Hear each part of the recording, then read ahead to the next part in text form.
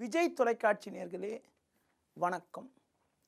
ஜோதிட தகவல் பகுதியில் உங்களிடம் தற்போது திதி என்றால் என்ன, திதி எத்தனை திதிகள் இருக்கிறது, இதனை பற்றி சில குறிப்புகள் கூற உள்ளேன்.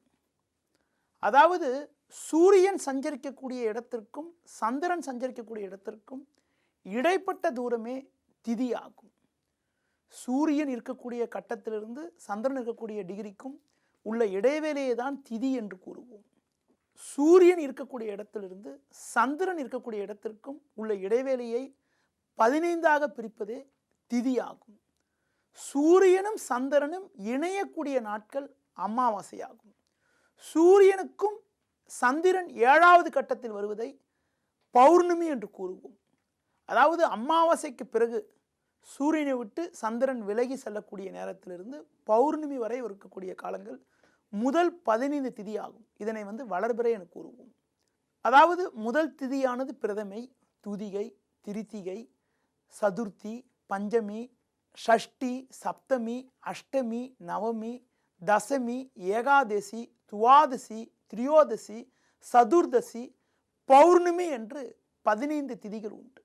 பௌர்ணமிக்கு அடுத்து திருப்பி பிரதமைன்னு ஆரம்பிச்சிடும். சூரியன் இருக்கக்கூடிய கட்டத்திலிருந்து 7வது கட்டத்திலிருந்து சந்திரன் ஜென்ம ராசி, அதாவது சூரியன் இருக்கக்கூடிய கட்டத்திற்கே வரக்கூடிய காலங்களை தேய்பிறை என்று கூறுவார்கள். பெரும்பாலும் பார்த்தீங்கன்றால் வலதுபிறை காலத்தில் சுபகாரியங்களை மேற்கொள்கிறோம். தேய்பிறை காலங்களில் பெரும்பாலும் சுபகாரியங்களை தவிர்க்கிறார்கள். தற்போது கூட பார்த்தீங்கன்றால் தேய்பிறையில் கூட அஷ்டமி நவமி வரை இருக்கக்கூடிய காலங்கள், அதாவது சூரியன் இருக்கக்கூடிய கட்டத்திலிருந்து 10 கட்டம் வரை சந்திரன் சஞ்சரிக்கக்கூடிய காலங்களில் சுபகாரியங்களை செய்கிறார்கள்.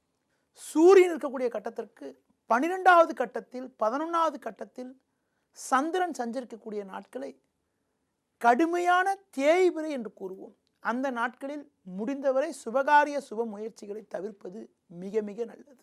அடுத்து இந்த திதியில் அமாவாசையை மிக மிக கவனமாக பார்க்க வேண்டும். அதுபோல பௌர்ணமி என்றும் சற்று கவனத்தோடு பார்க்க வேண்டும். அமாவாசை என்று சூரியனும் சந்திரனும் இணையக்கூடிய நாட்களாகும். இந்த நாட்களில் பார்த்தீங்கன்றால் பூமியோட புவி ஈர்ப்பு சக்தியானது ஏற்ற இறக்கமாக இருக்கும். கடல் அலைகள் கூட ஏற்ற இறக்கமாக இருக்கும்.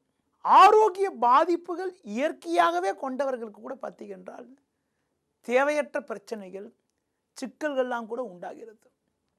பொதுவாக பார்த்தீங்கன்றால் அமாவாசை நாட்கள், பௌர்ணமி நாட்களில் பார்த்தீங்கன்றால் கடல் அலைகள் சற்று அதிகப்படியாக இருக்கும். கடல் அலைகளுக்கே அதிகப்படியான பிரச்சனை வருகின்ற இந்த நாட்களில் பார்த்தீங்கன்றால் தனி மனிதன் வாழ்வில் ஒரு தனி மனிதனுக்கு உடலில் அதிகப்படியான நீர்கள் இருக்கிறது. அந்த நீர் ஏற்ற இறக்கமாக இருக்கக்கூடிய நாட்கள் என்பதனால இந்த அமாவாசை நாட்களில் தேவையில்லாத ஆரோக்கிய பாதிப்புகள், கை கால் வலி, பிரச்சனைகள், மனக்குழப்பங்கள் எல்லாம் உண்டாகிறது. பொதுவாக அமாவாசை நாட்களில் எதிலுமே சற்று கவனத்தோடு இருப்பது மிக மிக சிறப்பு. அதிலும் குறிப்பாக ஆரோக்கிய பாதிப்புகளை இயற்கையாக கொண்டவர்கள் சற்று எச்சரிக்கையோடு இருக்க வேண்டும். அது மட்டும் இல்லாமல் சிலருக்கு பார்த்தீங்கன்றால் சந்திர திசை சந்திர புத்தி நடக்கும். அப்படிப்பட்ட நேயர்கள் பார்த்தீங்கன்றால் இந்த அமாவாசை நாட்களில் ரொம்ப ரொம்ப கவனமாக இருக்கணும்.